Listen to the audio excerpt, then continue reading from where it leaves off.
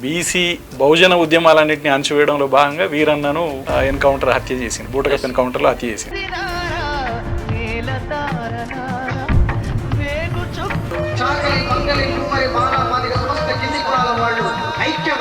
So ఆ రోజు విఫలమైనటువంటి నేపథ్యాన్ని ఈ రోజు నిలబెట్టాలంటే మా రోజు వీరన్న సిద్ధాంతాన్ని నమ్మినటువంటి వ్యక్తులే మీరు కావచ్చు. సో ఏ రకంగా ముందుకెళ్లాల్సిన అవసరం ఉంటుంది? ఆయుధాలు పట్టుకొని ఉద్యమాలు చేశాం.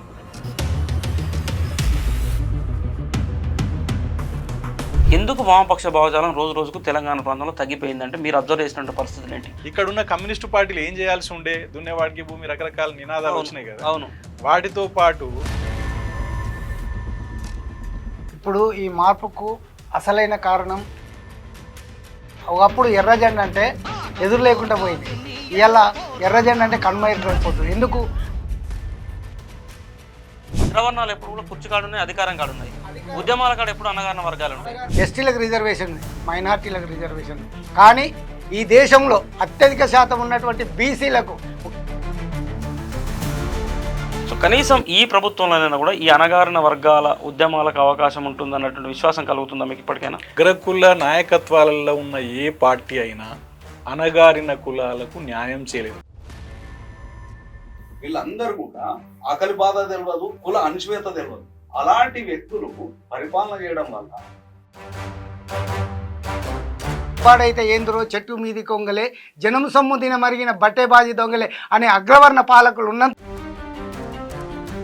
నమ్మకం ఉందన్న మీకు? నిజంగా ఆ కుల జనాభా యొక్క లెక్కలు బయట పెడతారు వీళ్ళనేటువంటి నమ్మకం మీకుందా? పాలక పార్టీలకు ఎప్పుడు కూడా ఆ జనాభా లెక్కలు బయట పెడితే సో చైతన్యము ఉద్యమాల నేపథ్యం ఉన్నటువంటి తెలంగాణ ప్రాంతంలో ఆ వర్గాల ప్రజలు కనుక ఒక్కటైతే ఇవాళ జరగాల్సింది ఏంటంటే బీసీ స్వాతంత్ర యుద్ధం, బీసీ ఆజాదీ పోరాటం. గౌడ్ వర్సెస్ యాదవ్, మున్నూరు కాపు వర్సెస్ ముదిరాజు, కులాల మధ్యలో జరుగుతున్నటువంటి పంచాయతీలు, ప్రజలు విభజించేటువంటి వ్యవస్థలను, ఆ బీసీ కులాలను ఐక్యం చేయాలంటే ఏం చేయాల్సిన అవసరం ఉన్నది? బీసీలలో బలంగా ఉంటుంది కాబట్టి బీసీని ఐక్యం చేయాలి అని. అందరికీ నమస్కారం. న్యూస్గా శనార్థి తెలంగాణగా రోజు ఒక వినూత్నమైనటువంటి కార్యక్రమాలు రెగ్యులర్ ఉండేటువంటి మార్నింగ్ న్యూస్తో పాటు సో సమాజంలో ఉన్నటువంటి ఇతర ముఖ్యమైనటువంటి వ్యక్తులను కూడా పరిచయం చేస్తున్నటువంటి సందర్భంలో ఈరోజు నేను మీ రజనీగా ఈ సమాజంలో ఉన్నటువంటి రుగ్మతలను పారద్రోలడానికి కోసం ఉద్యమ బాటించుకున్నటువంటి కొంతమంది వ్యక్తులను పరిచయం చేయదలుచుకున్నాం. సో వాళ్ళందరూ కూడా, ఎందుకంటే గతంలో తెలంగాణ రాష్ట్రంలో ఉన్నటువంటి తెలంగాణ ప్రాంతంలో, ఉమ్మడి ఆంధ్రప్రదేశ్లో తెలంగాణ ప్రాంతంలో సమాజంలో ఎదుర్కొంటున్నటువంటి అనేక రుగ్మతలపై పోరాడుతూ సో సమాజ చైతన్యం కోసం పాటుపడినటువంటి వ్యక్తులు వీళ్ళంతా కూడా. సో వీళ్ళందరినీ కూడా మొదటగా ఒక్క 2 నిమిషాలు పరిచయం చేసిన తర్వాత సో ఇష్యూలోకి వెళ్దాం. సార్ అన్న మొదటగా మిమ్మల్ని పరిచయం చేస్తున్నాం. సో మిమ్మల్ని మీరు పరిచయం చేసుకోండి. ముందుగా క్యూ న్యూస్ వీక్షకులకు నమస్కారం. నా పేరు బత్తుల సిద్ధేశ్వర్లు, జనశక్తి వీరన్న వర్గం, అంతకుముందు పీడిఎస్యు, తర్వాత ఇప్పుడు మొన్న బీసీ ఉద్యమానికి ఆమరణ దీక్ష చేయడం జరిగింది.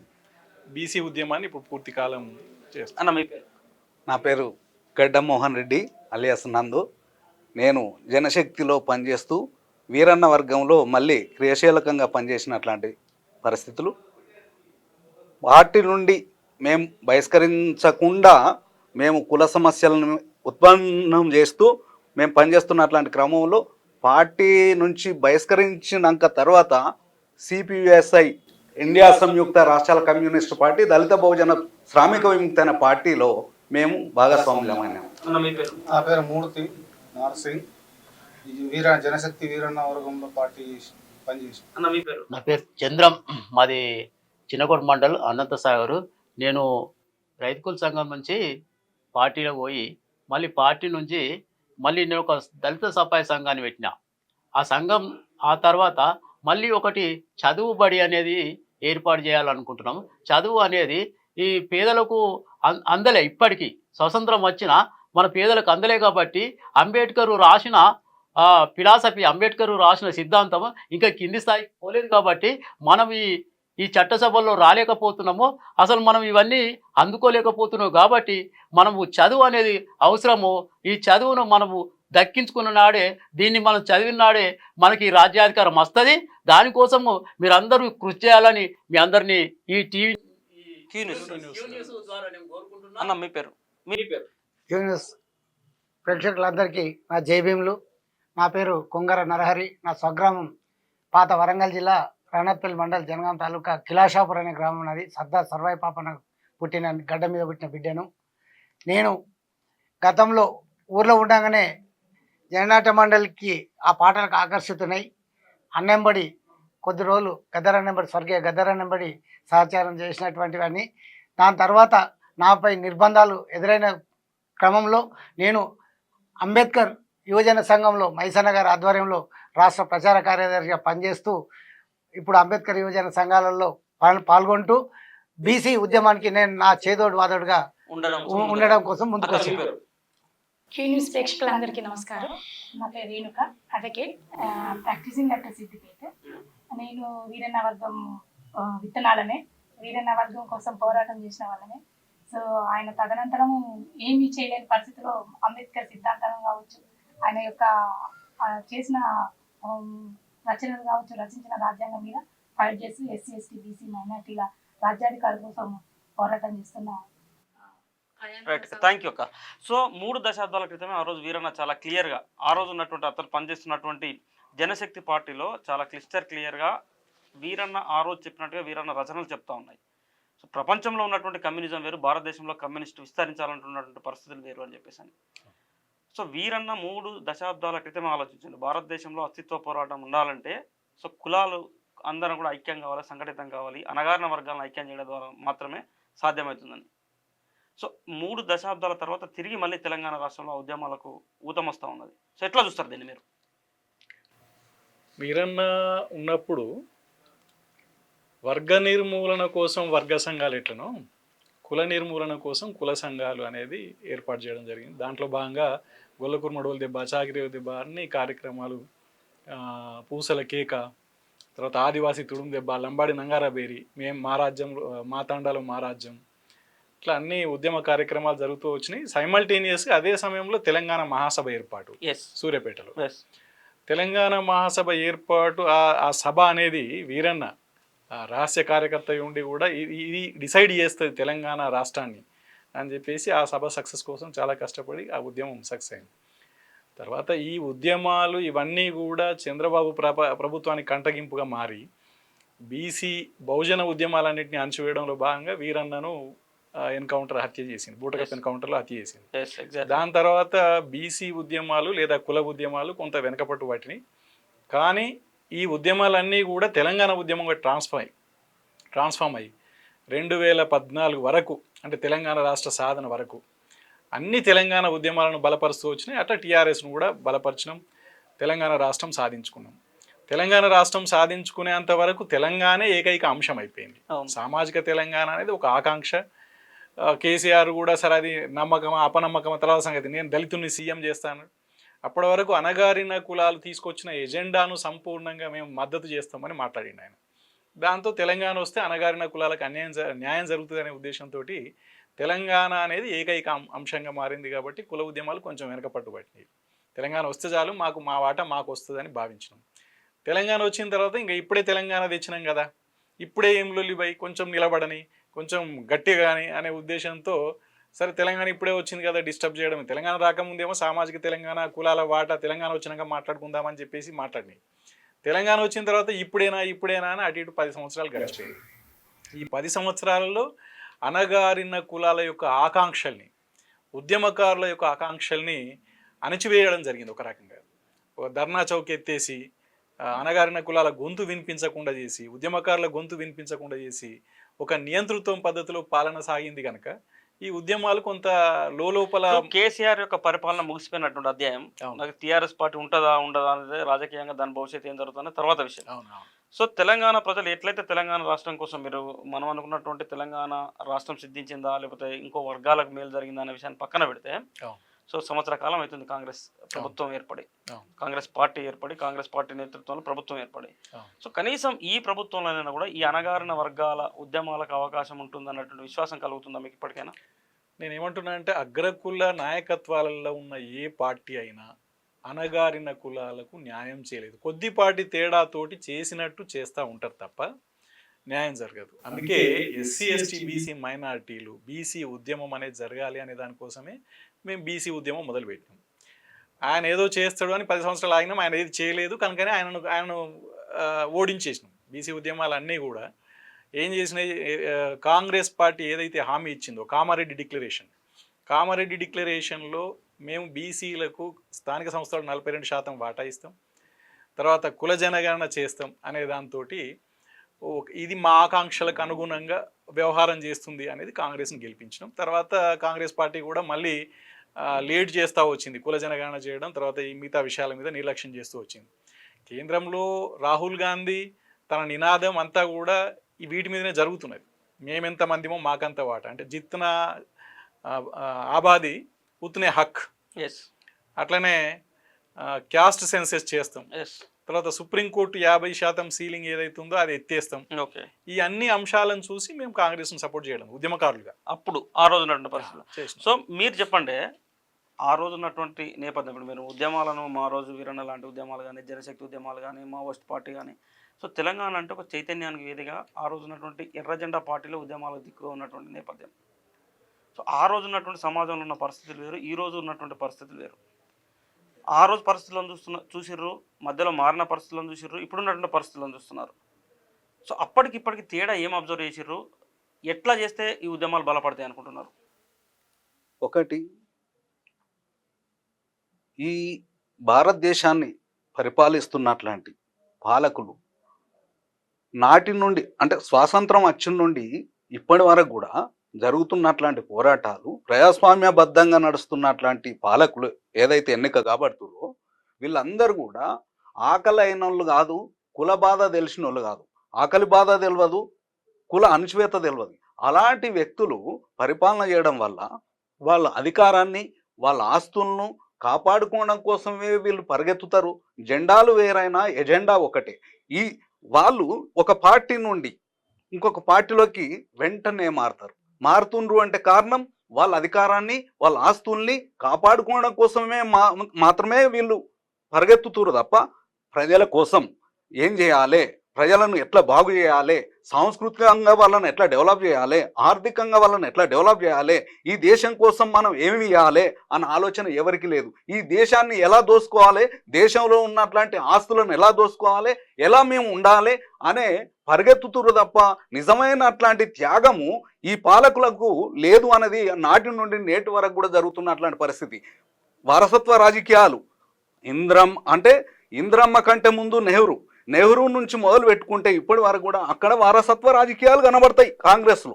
సేమ్ టైంన ఇక్కడ బీజేపీ పరిస్థితి చూసుకుంటే బీజేపీలో మతాన్ని అడ్డం పెట్టుకొని ఇవాళ హిందుత్వ భావజాలాన్ని అడ్డం పెట్టుకొని వాళ్ళు పరిగెత్తుతున్నారు. ఒకళ్ళు కులాన్ని అడ్డం పెట్టుకొని బతుకుతారు. అంటే లౌకికవాద పార్టీగా కాంగ్రెస్ వస్తుంటే, మత పార్టీగా బీజేపీ వస్తుంటే, ఎర్ర జెండా పార్టీగా ఇవాళ అంటే ఓటును నమ్ముకున్న పార్టీ సిపిఐమే ఉన్నదనుకో, ఇవి వేస్తుంటే వీళ్ళందరూ కూడా ఎక్కడ కూడా ఐక్యం కాకుండా ఉంచడానికి బ్రాహ్మణీయ భావజాలమే అనేది నేను అనుకుంటున్నాను. ఎందుకు అనంటే బ్రాహ్మణ్సే కేంద్రంలో మొత్తం పరిపాలన చేస్తున్నారు.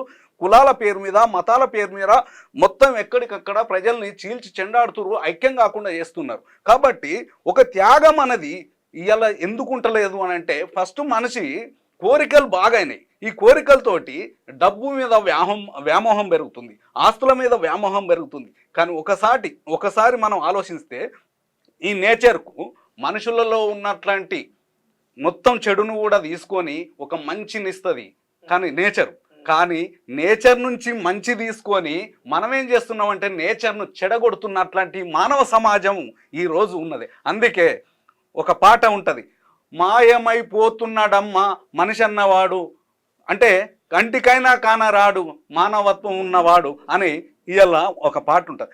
ఆ మానవత్వం అనేది నశించిపోతుంది.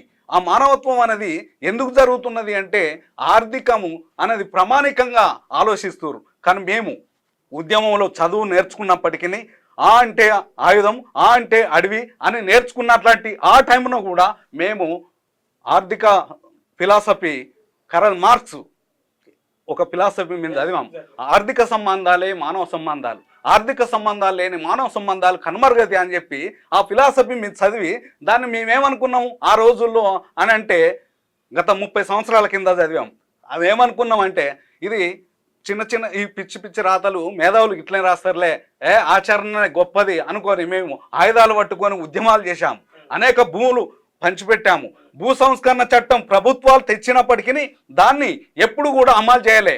పేరుకు మాత్రమే అది భూ సంస్కరణ చట్టం, కానీ ఆచరణలో మాత్రం ఏ రోజు కూడా భూములు పంచలే. ఈ రోజు వరకు కూడా తెలంగాణ ప్రాంతంలో అట్టడుగు వర్గాల చేతిలో భూముల సంఖ్య చాలా తక్కువ ఉన్నది. అవును. అంటే సరే దానికి అనేక కారణాలు. ఎస్ సో నిజంగా ఆ రోజు ఎర్రజెండా ఉద్యమాలన్నీ కూడా బలపడడానికి ప్రధాన కారణం భూమి. ఎస్ భూమి చుట్టూనే అనేక ఉద్యమాలు జరిగినటువంటి నేపథ్యం అందరం ఒప్పుకోవాల్సిందే కదా. అవును. అందరం ఒప్పుకోవాల్సింది. సో ఆ తర్వాత తెలంగాణ రాష్ట్రంలో కావచ్చు, ఉమ్మడి ఆంధ్రప్రదేశ్లో కావచ్చు, బలంగా ఉన్నటువంటి వామపక్ష భావజాలం క్రమేణా కనుమరుగవుతూ వచ్చింది. సో వామపక్ష భావజాలం ఉన్నటువంటి కార్యకర్తలు తగ్గిపోతూ వస్తూ ఉన్నారు. ఒకప్పుడు సైద్ధాంతికంగా మీరు అంటే ఈ రోజు కూడా భారతీయ జనతా పార్టీ లాంటి పార్టీలు సైద్ధాంతికంగా హిందుత్వ భావజాలంతో నడుస్తున్నప్పటికీ సో అక్కడ ఆ ఒక స్ట్రాంగ్నెస్ ఉంది, ఒక స్ట్రాంగ్నెస్ బిల్డ్ ఉంది. ఎందుకు వామపక్ష భావజాలం రోజు రోజుకు తెలంగాణ ప్రాంతంలో తగ్గిపోయిందంటే మీరు అబ్జర్వ్ చేసినటువంటి పరిస్థితులు ఏంటి? ప్రతి ఒక్కటి కూడా ఆ రోజు నుంచి ఈ రోజు దాకా మేము ఉద్యమాలు చేసినప్పటి నుంచి ఈ టీఆర్ఎస్ కానీ ఏది కూడా ప్రతి ఒక్కటి ఇప్పుడు ఏమనిపిస్తుందంటే ఇవన్నీ పార్టీలను చూస్తే అదే కరెక్ట్ ఉండే, ఇవి ఏది కరెక్ట్ లేదనిపిస్తుంది. అదే కరెక్ట్ ఉండే అదే రకంగా ఉంటే బాగుండును, ఇది ఏది కరెక్ట్ లేదు అనిపించే మనస్తత్వం ఇప్పుడు కూడా అదే. ఉద్యమకారులు ఎప్పుడు కూడా అట్లా కోరుకుంటారే, ఉద్యమకారులు కోరుకోవడం అనేది సహజం. కానీ ప్రజలు ఎందుకు కోరుకోవడం లేదు? ప్రజలు ఎందుకు ఈ ఉద్యమాలకు వామపక్ష ఉద్యమాల దగ్గర కావడం లేదు? సో మీకు ప్రజల యొక్క ఆలోచనలో మార్పు వచ్చిందా, లేకపోతే నాయకుల ఆలోచనలో మార్పు వచ్చిందా, పార్టీ సిద్ధాంతాల్లో మార్పు వచ్చిందా? నాయకులే ప్రజలకు దూరం పెట్టుకుంటా ఇది చేసుకుంటా ఎవరికి వాళ్ళకు డివైడ్ చేసుకుంటా వస్తే వీళ్ళకు ఇలాంటి ఆలోచనలు రాకపోవడానికి నాయకులదే బాధ్యత. సో వామపక్ష ఉద్యమాన్ని నడిపినటువంటి నాయకత్వ వైఫల్యం తప్ప ప్రజల వైఫల్యం కాదు. ఏమర్థమైందా మీకు? మొత్తం ఎపిసోడ్ అంతా అబ్జర్వ్ చేసిర్రు. తెలంగాణ రాష్ట్రం కాదు, ఇప్పుడు మొత్తం భారతదేశ వ్యాప్తంగా ఉన్నటువంటి వ్యవస్థలను పరిస్థితులను కూడా అర్థం చేసుకున్నారు. 30 ఏళ్ల క్రితం ఉన్నటువంటి పరిస్థితులకు ఈ రోజు ఉన్నటువంటి పరిస్థితులకు తేడా ఏంటి, ఇంకా మారాల్సినటువంటి పరిస్థితులు ఏంటి? మీరు ఎర్రజెండా పార్టీలు కనుమరుగవుతుంది అని అన్నారు కదా, భావజాలం భావజాలం కనుమరుగవుతుంది అన్నారు కదా. కానీ ఆ పార్టీలు ఈ ప్రజలకు అంటే ఈ దేశం గురించి అవగాహన కలిగి ఉండాలి. ఫస్ట్ ఈ దేశంలో ఏముంది, కులము అనేది ఉంది, వర్గము అనేది ఉంది. కులము అనేది ఉంది, వర్గం అనేది ఉంది. మరి ఈ పేదల కోసము ఏం చేయాలి, వాళ్ళ సమస్యలు ఏంది, వాళ్ళ అణచివేతలు ఏంది, అవి తీసుకోలేక పరిగణంలోకి తీసుకోలేక అది కనుమరుగవుతుంది అనే ఉద్యమాలు బలహీనపడుతుంది. అందుకే సో సమాజంలో ఇప్పుడు ఆ వర్గాల ప్రజల్లో మార్పు రావాలన్నా ఏం చేయాలి? ప్రజలు అంటే ఎటువైపు ఉండాలి? మంచి ప్రశ్న అడిగారు, బ్రహ్మాండమైన ప్రశ్న ఇది. ఎందుకంటే వాస్తవానికి ఏం చేయాలి అనేది ఉంది.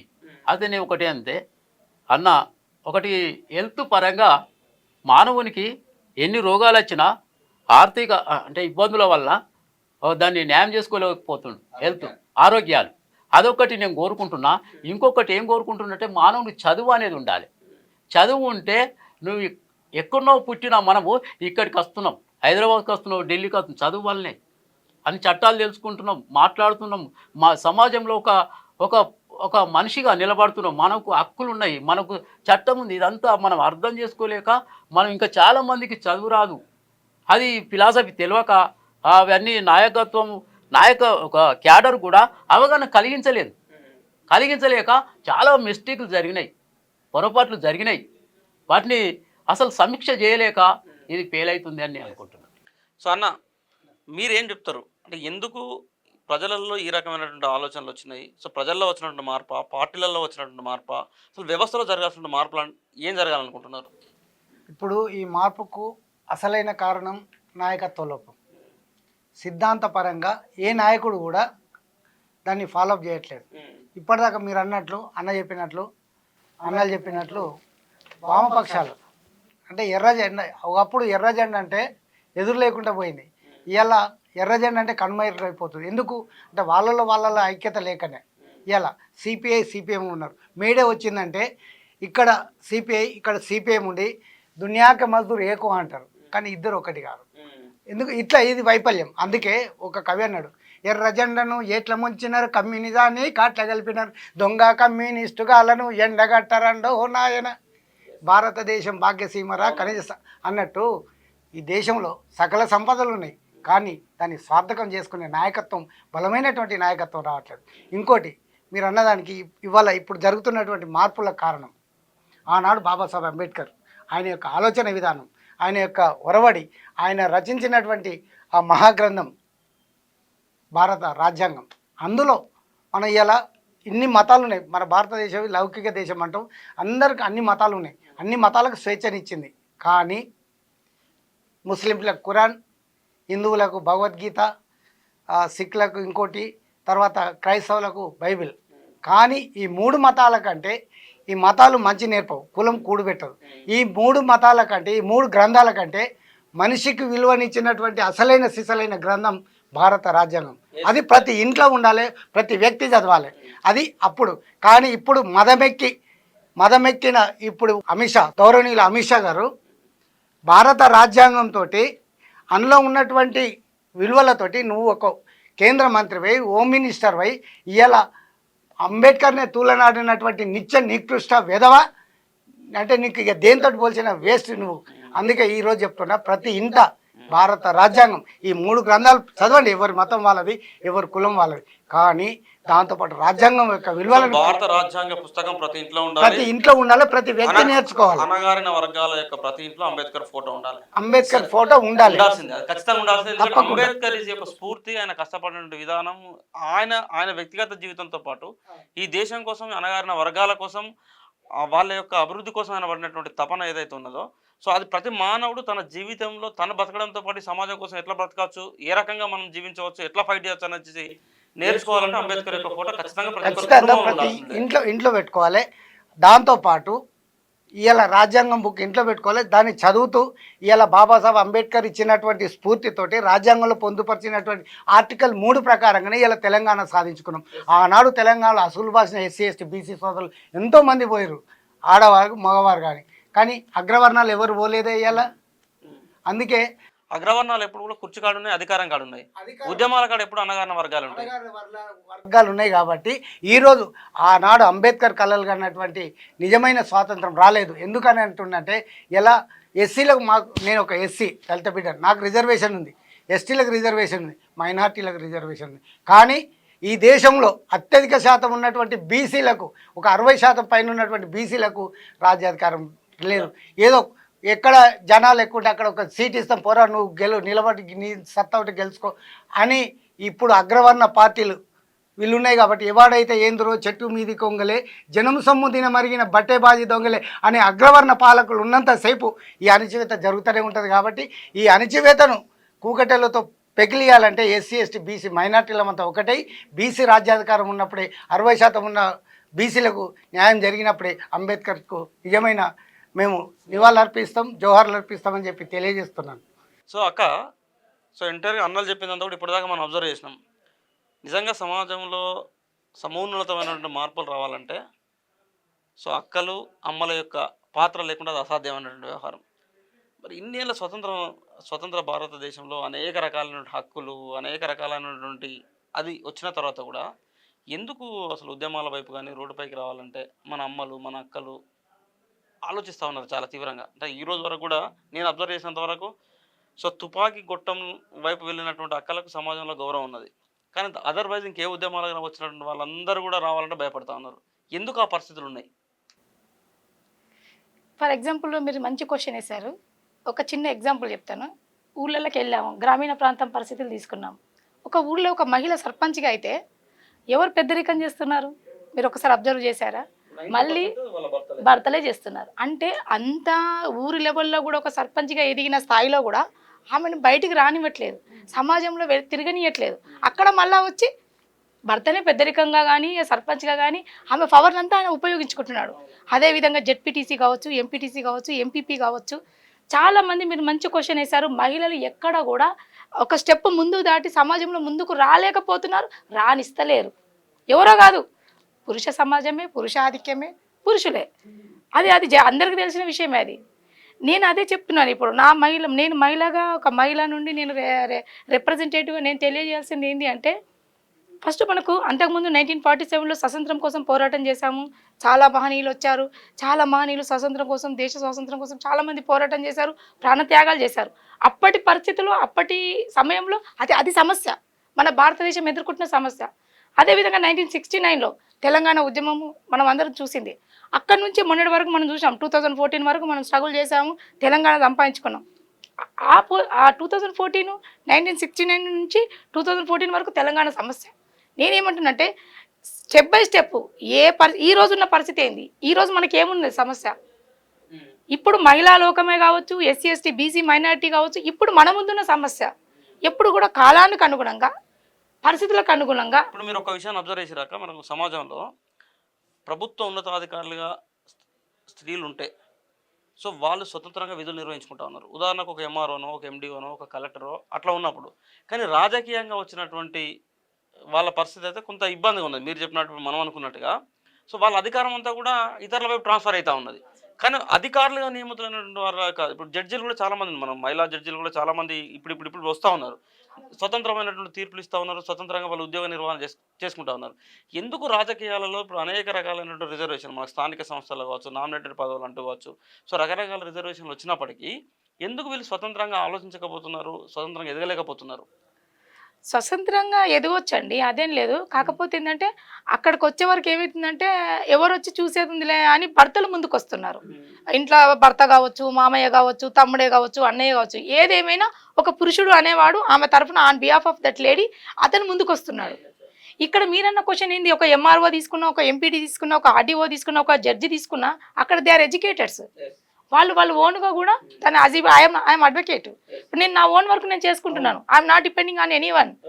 అక్కడ గ్రామీణ ప్రాంతం వచ్చే వరకు ఏమవుతుందంటే కొంచెం తెలియని పరిస్థితి ఉన్నా ఆమె నేర్చుకోవడానికి అవకాశం వాళ్ళు ఇవ్వట్లేదు. ఎవరు తెలిసి రారు, ఎవరు స్టెప్ బై స్టెప్ నేర్చుకుంటారు. కానీ అక్కడ ఏమవుతుందంటే ఆ ఇంట్లో ఉన్న పురుషులు కావచ్చు, ఆమెను నేర్పించకుండా వాళ్ళే ముందుకు వస్తున్నారు.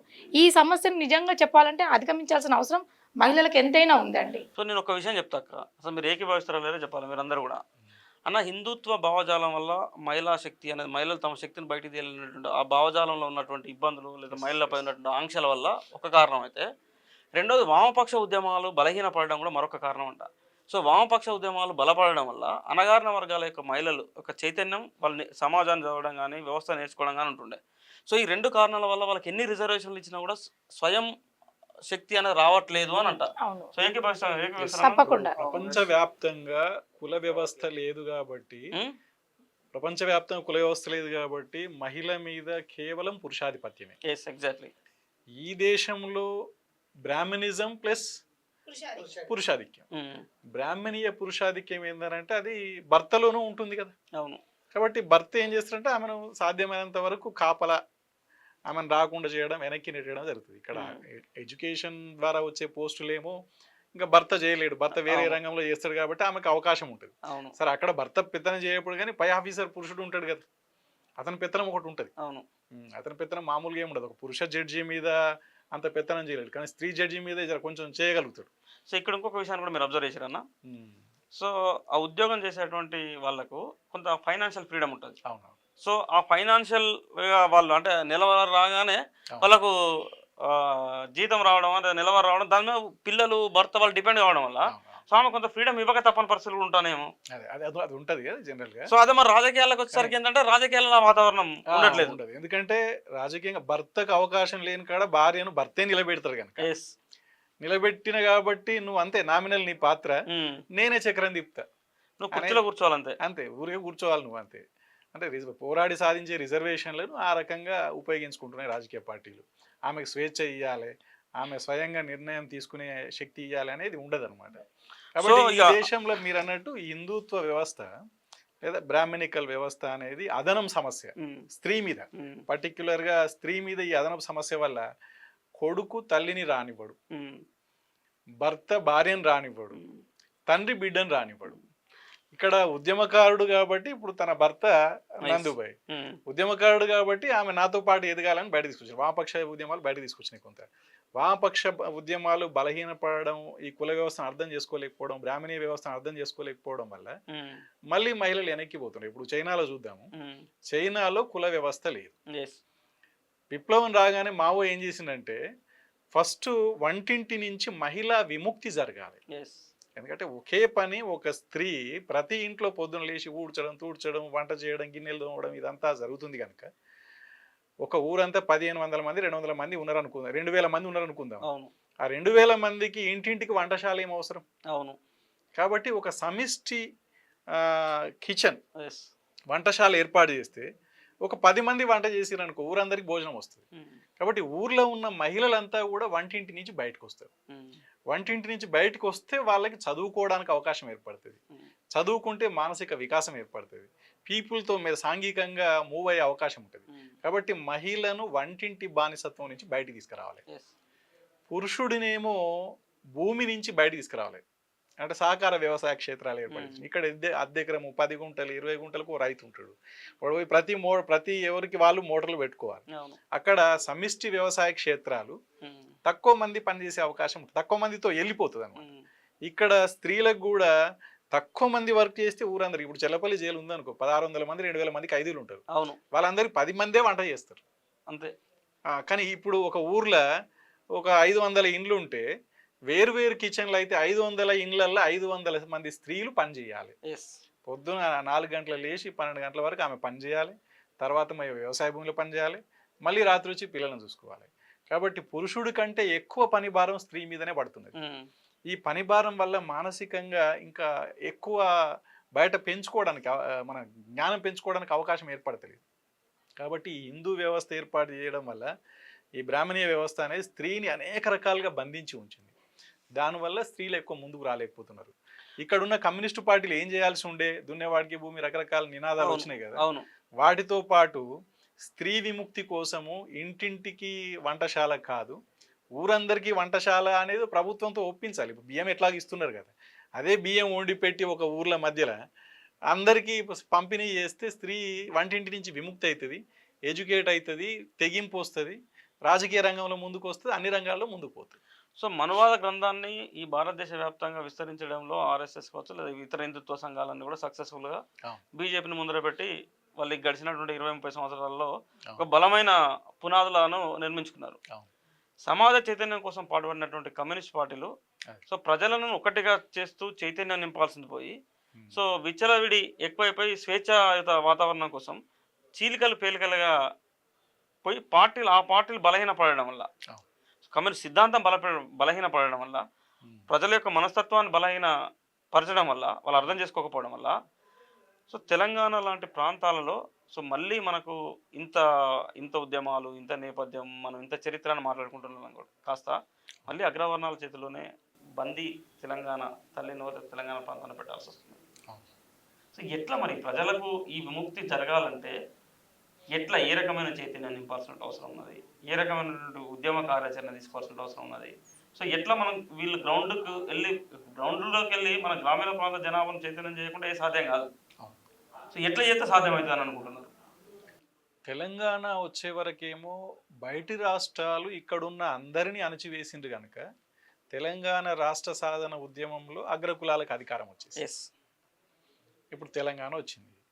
తెలంగాణ వచ్చిన తర్వాత ఇప్పుడు బీసీ ఆత్మగౌరవ ఉద్యమం, బీసీలు, ఎస్సీలు, ఎస్టీలు, ఇంతకుముందు అన్న చెప్పినట్టు ఎస్సీ ఎస్టీలకు రాజ్యాంగబద్ధంగా అంబేద్కర్ పోరాటం వల్ల అనేక పరిమితుల మధ్యలో, అనేక అణచివేతల మధ్యలో, అనేక ఇబ్బందుల మధ్యన ఎస్సీ ఎస్టీల కోసం రాజ్యాంగబద్ధంగా రాజకీయ రిజర్వేషన్లు సాధించి పెట్టాడు.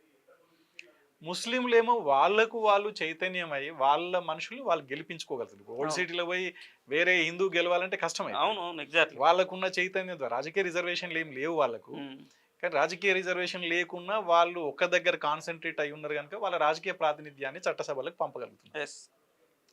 ఇవాళ స్వాతంత్రం వచ్చినాక 78 సంవత్సరాలు గడిచిన బీసీలకు ఇప్పటికీ పార్లమెంటులో 15% లోపే రిప్రజెంటేషన్. ఎగ్జాక్ట్లీ. నిజానికి ప్రజాస్వామ్యం అంటేనే వేరువేరు సెక్షన్ల ప్రజల, వేరువేరు కులాల ప్రజల, వేరువేరు గణాల ప్రజల రిప్రజెంటేషన్ ఉండాలి పార్లమెంట్. రిప్రజెంటేషన్ ఎందుకు, ప్రాతినిధ్యం ఎందుకు అని అంటే ఆ ప్రజల యొక్క సమస్యల్ని పార్లమెంటులో చర్చించి దాని మీద ఒక విధానం రూపొందించడం కోసం చట్టసభలు ఉంటాయి. అక్కడ వేరువేరు పక్షాల కంటే ఇప్పుడు ఎస్సీ ఎస్టీల కోసం కొట్లాడింది కాబట్టి ఎస్సీ ఎస్టీలు వాళ్ళ జనాభా ప్రకారం ఉన్నారు పార్లమెంట్లో. కానీ బీసీలు 60% ఉన్న బీసీలు దేశంలో వీళ్ళ రిప్రజెంటేషన్ ఎంత ఉంది, 15% ఉంది. ఎగ్జాక్ట్లీ. ఈ 15% ఎస్సీలు ఒక 15%, 30% ప్లస్ ఒక 6% ఎస్టీలు, 36%. ముస్లింలతో 4% అనుకుందాం, వాళ్ళు గెలిచినాయి. అంటే 40% పోతే మిగతా 60% కూడా ఈ దేశంలో అగ్రకులాలకే వెళ్ళిపోతున్నాయి. అవును. అంటే మిగతా 100 మందిలో రిప్రజెంటేషన్ 60 మంది అగ్రకులాలే ఉంటారు. అగ్రకులాలే అన్ని ప్రాంతాల నుంచి ఉన్నప్పుడు బీసీల క్షేమం కోసము, ఎస్సీల క్షేమం కోసము, ఎస్టీల క్షేమం కోసం, ముస్లింల క్షేమం కోసం అక్కడ చట్టాలు రూపొందించబడవు. మీకు ఒక ఈడ కూడా మనం ఎస్సీ ఎస్టీల గురించి కూడా మాట్లాడుతున్నాం. సరే, బాబాసాహెబ్ అంబేద్కర్ ఇచ్చినటువంటి రిజర్వేషన్ల పుణ్యమని కనీసం చట్టసభలకు వాళ్ళని పంపగలుగుతున్నాం. కానీ భారతదేశం మొత్తం మీద మనం అబ్జర్వ్ చేసినప్పుడన్నా ఎక్కడ ఎస్సీ ముఖ్యమంత్రి కనబడతాడు మనకు. మళ్ళీ ఎక్కడ ఎస్టీ ముఖ్యమంత్రులు చాలా తక్కువ. ఇప్పుడు జార్ఖండ్ లాంటి ప్రాంతాల్లో 70-80% అక్కడ ఉంది కాబట్టి, పూర్తిగా ఎస్టీ జనాభా ఉంది కాబట్టి జేఎంఎం లాంటి పార్టీలు కొంత ఆదివాసులకు అవకాశాలు ఇచ్చినట్టు కనబడతా ఉన్నది. సో ఛత్తీస్గఢ్ లాంటి ప్రాంతాల్లో కూడా మనకు అక్కడ కూడా ఎస్టీలు గతంలో రమణ్ సింగ్కి ఏదో ఒకసారి 1-2 అవకాశం వచ్చినట్టు, తర్వాత కూడా ఇప్పుడు అది కూడా లేకుండా పోయింది. మధు కూడా అయ్యిండు. మధు కూడా సరే చాలా తక్కువ మనకి. ఎస్టీల ముఖ్యమంత్రుల శాతం చాలా తక్కువ. ఎస్సీల ముఖ్యమంత్రులు అయితే మనం అసలు వేల మీద లెక్క పెట్టే పరిస్థితి లేదు. ఉత్తరప్రదేశ్ మాయావతి తర్వాత అది కనుమరుగైనటువంటి నేపథ్యమే. సో బాబాసాహెబ్ అంబేద్కర్ అప్పుడు కొన్ని రాష్ట్రాలకు ఇట్లే ముఖ్యమంత్రి పదవిని కూడా రిజర్వేషన్ చేసి ఉంటేనేమో అధికారం ఉంటుండేనేమో, వీళ్ళకి ముఖ్యమంత్రి కూర్చొని వస్తుండేనేమో. ఎందుకంటే ఇప్పుడు మనం తెలుగు రాష్ట్రాల్లో ఉన్నటువంటి అధికారాన్ని చూస్తున్నాం కదన్నా. ఎమ్మెల్యేల చేతులు ఏమున్నదన్న, మంత్రుల చేతులు ఏమున్నది, ముఖ్యమంత్రి కూర్చి ఫుల్ పవర్ఫుల్ అయిపోయింది. సో గతంలో ఏం జరిగింది, పూరా సరే ఎమ్మెల్యేలు కొంత చట్టసభలో మన వాయిస్. అంబేద్కర్ ఆలోచన ఏంటంటే ముఖ్యమంత్రులు రిప్రజెంటేషన్ అనేది కనుక బీసీలది ఉంటే, బీసీలు, ఎస్సీలు, ఎస్టీలు జనాభా నిష్పత్తి ప్రకారం ఎమ్మెల్యేలు ఉంటే అప్పుడు వీళ్ళు ఎవరిని ఎన్నుకుంటారు? వాళ్ళ వర్గాలను ఎన్నుకుంటారు. ఖచ్చితంగా ఎస్సీ ముఖ్యమంత్రి అవుతాడు, ఒక దగ్గర ఎస్టీ ముఖ్యమంత్రి అవుతాడు, ఒక దగ్గర బీసీ ముఖ్యమంత్రి అవుతాడు. కానీ ఎక్కడ మిస్ అవుతుంది, ఆయన ఏమనుకున్నాడంటే ఎస్సీ ఎస్టీని పంపడంతో పాటు బీసీలని పంపినప్పుడే మెజారిటీ అవుతారు అనేది అంబేద్కర్ ఆలోచన. కానీ అప్పుడు కాంగ్రెస్ పార్టీ అధినాయకత్వం గ్రూపులని వాళ్ళంతా ఏం చేసి నీ వాళ్ళ కోసం నువ్వు మాట్లాడుకోవా అని చెప్పేసి అన్నారు. తర్వాత బీసీ నాయకత్వాలు ఏం చేసినాయంటే ఆ బ్రాహ్మణీయ నాయకత్వాన్ని పూజించినవి, ఆరాధించినవి, నమ్మినవి, మాకు వస్తుందిలే అనుకున్నాయి. కానీ 78 సంవత్సరాలు అయినా బీసీలకు రాజకీయ ప్రాతినిధ్యం రాలేదు.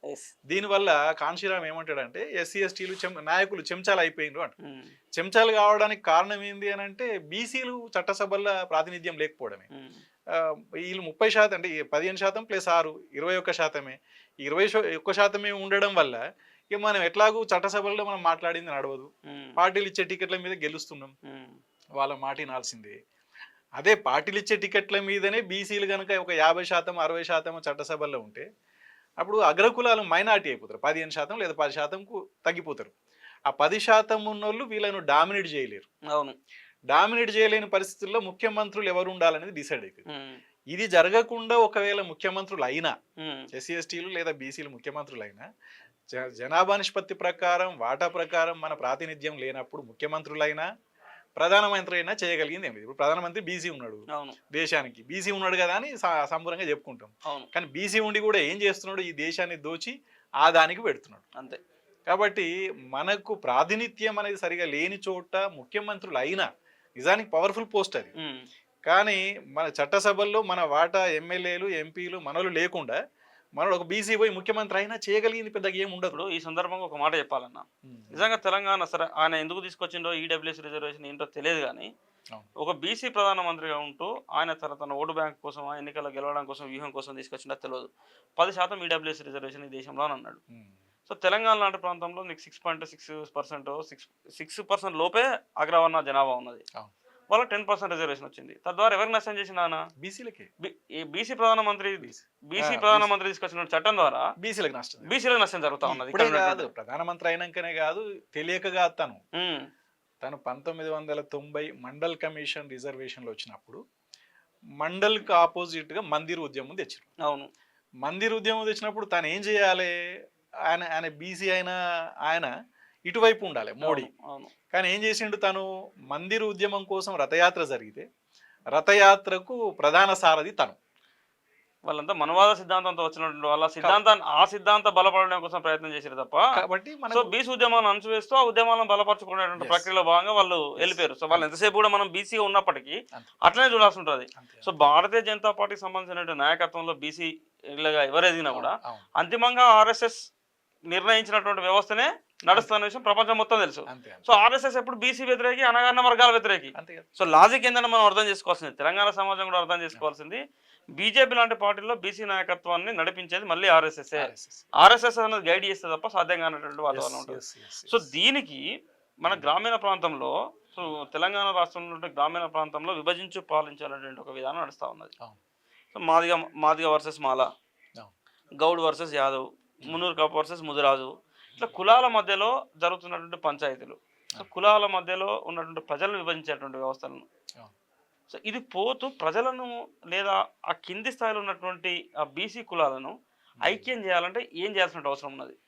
ముందుగా అంటే కొన్నేమో రీజనబుల్ స్ట్రగుల్స్. ఇప్పుడు మ్మ్. మాదిగా ఉందనుకో, ఉమ్, Madiga struggle reasonable struggle, yes. వర్గీకరణ చేయాలి, మా వాటా మాకు రావాలనేది రీజనబుల్ స్ట్రగుల్. ఎగ్జాక్ట్లీ. సరే, దాన్ని పాలక వర్గాలు ఉపయోగించుకుంటున్నది అనేది రెండో అంశం. yes, ఒక exactly. కొట్లాట ఉన్నప్పుడు రెండోడు ఉపయోగించుకుంటాడు. అవును. అందుకని ఆ కొట్లాట అది ఇవాళ కాకపోతే రేపు పరిష్కారం అవుతుంది అనుకుంటా. Issue close. తర్వాత ప్రధానంగా ఏంటంటే ఎస్సీ ఎస్టీని ఆర్గనైజ్ చేయడం, సంఘటితం చేయడం పెద్ద కష్టమైన పని ఏం కాదు. కొంచెం సంఘటితంగా ఉంటున్నారు. ఎందుకంటే బ్రాహ్మణీయ భావజాలం అనేది ఊరు నుంచి, అంటే బ్రాహ్మణ వాడ నుంచి పోతున్న కొద్దీ బలహీన పడతా ఉంటుంది. కాబట్టి ఊరు బయట ఉంది కాబట్టి అక్కడ బలహీనంగా ఉంటుంది బ్రాహ్మణీయ భావజాలం. ఖచ్చితంగా ఆర్గనైజ్ చేయొచ్చు. ఇక బ్రాహ్మణీయ భావజాలం బలంగా ఉండేది బీసీలలో. అవును. బీసీలలో బలంగా ఉంటుంది కాబట్టి బీసీలను ఐక్యం చేయాలి అని అంటే ఇది పెద్ద సమస్య. అవును.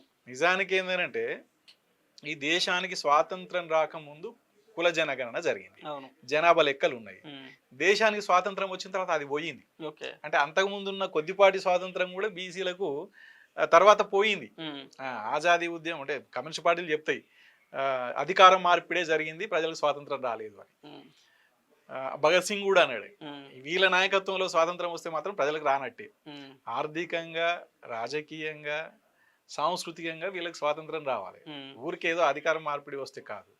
ఈ దేశంలో అగ్రకులాలకు వస్తే స్వాతంత్రం కాదనేది అందరి భావన ఉన్నది. కాబట్టి స్వాతంత్రం తర్వాత ఏం జరగాలి? బీసీల స్వాతంత్రం కోసం పోరాటం చేయాలి. yes. బీసీల స్వాతంత్రం కోసం పోరాటం చేయకుండా రకరకాల అంశాలు, ఆర్థిక అంశాల మీద పోరాటాలు జరుగుతూ వచ్చింది. ఇవాళ జరగాల్సింది ఏంటంటే బీసీ స్వాతంత్ర యుద్ధం, బీసీ ఆజాదీ పోరాటం. దేశానికి స్వాతంత్రం రాకముందు బీసీలకు స్వాతంత్రం ఉన్నది, దేశానికి స్వాతంత్రం వచ్చింది, బీసీల స్వాతంత్రం పోయింది. yes, exactly. కాబట్టి కుల జనగణన జరగాలి అనే కాడ ఇప్పుడు రెండు పక్షాలు పొంచి ఉన్నాయి. అగ్రకులాలేమో కుల జనగణన జరగొద్దంటాయి. ఉమ్, కుల జనగణన జరిగితే గానీ మా అస్తిత్వం, మేము ఎంతమంది ఉన్నాం, మా వెనకబడతనం ఏంది, మా రాజకీయ ప్రాతినిధ్యం ఏంది, అవన్నీ లెక్కలు తెలుస్తాయినా అని. లెక్కలు తెలిస్తే మాకు ఏం కావాలో తెలుస్తుంది మా వాళ్ళకు. అందుకని కుల జనగణన జరగాలని మనం డిమాండ్ చేస్తాం. yes, exactly. కుల జనగణన జరిగితే నెక్స్ట్ నా ప్రాతినిధ్యం పంచాయతీ ఉంటుంది. కుల జనగణన జరిగితే కోర్టులు కూడా డాటా ఉంది కాబట్టి రిజర్వేషన్లు కొట్టేయలేరు. ఉమ్, 50% సీలింగ్ ఎత్తేయాల్సి వస్తుంది. ఉమ్, కాబట్టి కుల జనగణన మీద ముడిపడి ఉన్నది కాబట్టి ఇవాళ మనం కేంద్రంతో ఆ పోరాటం చేస్తున్నాం. ఇప్పుడు తెలంగాణ రాష్ట్రంలో మొన్న కుల జనగణన పూర్తయింది. అవును.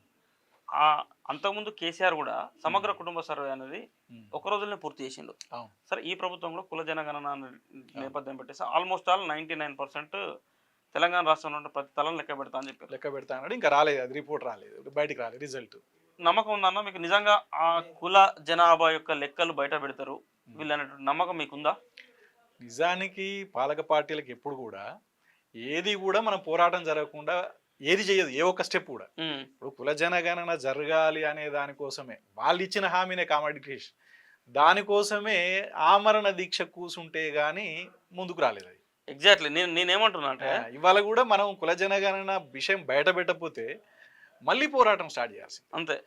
మళ్ళీ పోరాటం స్టార్ట్, రేపు 42% ఇవ్వలేదు అనుకో, ఉమ్. దానికోసం పోరాటం లేదు, చేయాల్సింది. ఎగ్జాక్ట్లీ. అంటే మనకు అర్థమవుతుంది ఏంటంటే ప్రభుత్వం యొక్క ఆలోచన 42% రిజర్వేషన్ ఇవ్వడానికి వాళ్ళు రెడీగా ఉన్నారు, కానీ జనాభా లెక్కలు మాత్రం బయట పెట్టడానికి సిద్ధంగా లేరు. బయట పెట్టి ఎందుకు అంటే ఆ జనాభా లెక్కలు బయట పెడితే సో చైతన్యము ఉద్యమాల నేపథ్యం ఉన్నటువంటి తెలంగాణ ప్రాంతంలో ఆ వర్గాల ప్రజలు కనుక ఒక్కటైతే కదిలే కూర్చో ఎవరిది మళ్ళీ. అందుకని మనం ఇంకోటి ఏంటంటే 42% మీరు అన్నారు 42% ఇవ్వడానికి సిద్ధంగా ఉన్నారని, అది కూడా ఇవ్వడానికి సిద్ధంగా ఉండరు. ఎస్, అది కూడా ఇవ్వడానికి సిద్ధంగా ఉండరు. దానికోసం కూడా పోరాటం చేస్తుంది. ఇప్పుడు మనం ఏమంటామంటే వాళ్ళు ఏం చెప్తారు, 42%కు చట్టం, రాజ్యాంగం అడ్డం ఉన్నది, సుప్రీంకోర్టు తీర్పు అడ్డం ఉన్నది అని చెప్తారు. ఎందుకంటే 50% దాటొద్దంట. ఇప్పుడు నిన్నమొదటి వరకు ఏం జరిగింది, ఎస్సీ ఎస్టీల జనాభా పోను మిగతా బీసీలకు 23%, 22%, మళ్ళీ దాంట్లో ముస్లింలకు చేస్తే ఒరిజినల్గా 18% బీసీలకు స్థానిక సంస్థల్లో. ఇవాళ ఏమవుతుంది అని అంటే మళ్ళీ కుల జరుగుతుంది కనుక ఎస్సీ ఎస్టీల జనాభా ఇంకింత పెరుగుతుంది. ఎస్సీలు 20% అయినారు ఫర్ ఎగ్జాంపుల్, ఎస్టీలు 10% అయినరు, 30% పోతుంది. దాంట్లో ముస్లింలు 5%కి వస్తారు. పోతే ఇంకా మళ్ళీ 15%కే ఇంకా తగ్గుతుంది కథ. సో మళ్ళీ కమిషన్లు రావాల్సిందే, లెక్కలు వేయాల్సిందే. వాళ్ళకైతే ఎస్సీ ఎస్టీలకైతే జనాభా ప్రాతిపదికన రిజర్వేషన్ కల్పించాలన్న నిబంధన రాజ్యాంగంలో ఉన్నట్టు. 50% ఆపునవు కాబట్టి 50% అనేది ఎత్తేస్తేనే బీసీలకు 42% అనేది చేయగలుగుతాం. ఒక చిన్న డౌట్ అన్న నాకు. సరే, సుప్రీంకోర్టు తీర్పు ఏంటంటే 50% పైబడి రిజర్వేషన్లు వర్తించడానికి వీల్లేదు అని చెప్పేసి సుప్రీంకోర్టు తీర్పు ఉన్నదని చెప్తా ఉన్నాం. సో సుప్రీంకోర్టు తీర్పు అనేది రాజ్యాంగంకి లోబడే ఉంటది కదా. అది లేదు, ఉండాలి కానీ లేదు. మరి రాజ్యాంగానికి లోబడి సుప్రీంకోర్టుకు అన్ని పవర్స్ ఉన్నాయి భారతదేశంలో. దాన్ని క్వశ్చన్ చేయడానికి ప్రజలు బీసీలు క్వశ్చన్ చేయాల్సిందే, కానీ పాలక పార్టీలకు అందరికి అగ్రకులాలు అందరికి సంతోషం కదా. అచ్చా, వాళ్ళకి ఇష్టమైంది అది. నేను ఎందుకంటున్నా అంటే, ఒకవేళ 50% లోబడి చేయాలన్నప్పుడు డాక్టర్ బాబాసాహెబ్ అంబేద్కర్ ఈ దేశంలో ఉన్నటువంటి మొత్తం వ్యవస్థను అర్థం చేసుకున్నాడు కదా. సో ఎస్సీ ఎస్టీల జనాభా బీసీల జనాభాను కలుపుకున్నప్పుడు ఈ దేశంలో 80 నుంచి 85% అయితే ఎస్సీ ఎస్టీ బీసీలే ఉన్నప్పుడు, సో 50% అనే నిబంధన అంబేద్కర్ మరి ఎందుకు పెట్టుంటాడు అనేది నాకు డౌట్ వచ్చింది. అంబేద్కర్ పెట్టలేదు, భారత రాజ్యాంగంలో లేదు. రాజ్యాంగంలో లేదు అది, ఆ నిబంధన లేదు. లేని దాన్ని సుప్రీంకోర్టు తనుగా పెట్టింది 50% సీలి పెడుతూ మళ్ళా భారత రాజ్యాంగం అడుపెట్టి ఎడదాడి చేస్తారో సుప్రీంకోర్టు మీద అని చెప్పేసి, ఒకవేళ డాటా ఉంటే, ఎంపరికల్ డాటా ఉంటే మీరు 50% దాటవచ్చు అన్నది. డాటా ఉంటే అనే పదాన్ని వీడు ఆధారం చేసుకొని డాటా తీయడు. డాటా తీస్తే మళ్ళీ సుప్రీంకోర్టుకు ఆయుధం అంటే అడుగుతాం కాబట్టి సుప్రీంకోర్టు డిఫెన్స్ లో పడుతుంది. సుప్రీంకోర్టు డిఫెన్స్ లో పడే పని వీడు చేయొద్దు పాలక పార్టీలు. కాబట్టి డాటా తీయొద్దు అంటే కుల జనగణన సరిపోద్దు. కుల జనగణన జరిపితే ఇమీడియట్ గా ఈ డాటా తోటి ఎవరైనా కోర్టులు వేసి సుప్రీంకోర్టులు వేసి మరి ఏం సంగతి, డాటా ఉంది, ఇది ప్రభుత్వం చేసింది కదా లెక్కలు అని చెప్పేసి అడుగుతాడు కదా. అందుకని అదేమో అడ్డం పెడుతుంది డాటా కావాలని, ఇటు డాటా తీయకుండా ఉంటే సరిపోయాయి. పరస్పరం అండర్స్టాండింగ్, ఇటు పోతే వాడు కొడతాడు, ఇటు పోతే వీడు కొడతాడు. అందుకని డాటా కావడం మనం పంచాయతీ ఉంది కాబట్టి డాటా రావాలి అంటే కుల జనగణన ఈ దేశంలో జరగాలి. సో అన్న మళ్ళీ మాట్లాడుకుందాం. సో చివరిగా అందరం కూడా సో సమాజానికి ఒక స్పష్టమైనటువంటి సంకేతాలు ఇవ్వాల్సిన అవసరం ఉన్నది కాబట్టి, సో ఆ రోజు ఉన్నటువంటి పరిస్థితుల్లో మా రోజు వీరన్న జనశక్తి పార్టీతో డిఫర్ అవుతూ, సో తెలంగాణ భారతదేశం ఈ రెండింటిని కూడా ఆయన అబ్జర్వ్ చేస్తూ, చైనాలో ఉన్నటువంటి కమ్యూనిజం వేరు, భారతదేశంలో ఉన్నటువంటి పరిస్థితులు వేరు. సో ఆ చైనా కమ్యూనిజాన్ని తీసుకొచ్చి ఇక్కడ రుద్దుదామంటే ఇక్కడ ఉన్నటువంటి ప్రజలు దాన్ని స్వీకరించే పరిస్థితులు లేరంటూ ఆయన ఒక ప్రత్యేకమైన చర్చ పెట్టేసి, ఆయన ఒక ప్రత్యేకమైన డిక్షనరీ డైరీ రాసేసి, సో పార్టీ మారాల్సినటువంటి అంశాలను కూడా ఆ రోజు పార్టీకి వివరించి, సో పార్టీ తన సిద్ధాంతాన్ని మార్చుకోలేని పక్షంలోనే మా రోజు వీరన్న సపరేట్ కావడానికి ప్రధానమైనటువంటి కారణం.